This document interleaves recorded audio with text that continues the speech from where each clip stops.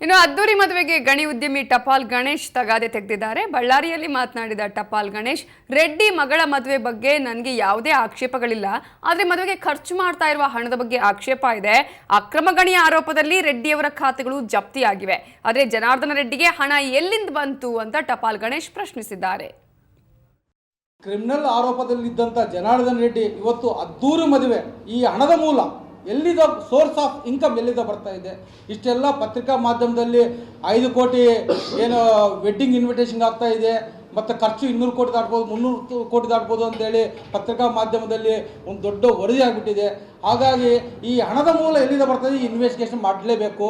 ರಾಜ್ಯ ಸರ್ಕಾರ, ಕೇಂದ್ರ ಸರ್ಕಾರ ಮತ್ತು ನ್ಯಾಯಾಲಯಗಳು ಸೂಕ್ಷ್ಮವಾಗಿ ಇದರ ಬಗ್ಗೆ ಗಮನ ಹರಿಸಲೇಬೇಕು. ಹಾಗಾಗಿ ನಾವು ಈ ಕೂಡಲೇ ಅಂದರೆ 2-3 ದಿವಸದಲ್ಲಿ ನಾವು ಏನು ಕೇಂದ್ರ ಸರ್ಕಾರಕ್ಕೆ ಮತ್ತು ನ್ಯಾಯಾಲಯಕ್ಕೆ ಮತ್ತು CBI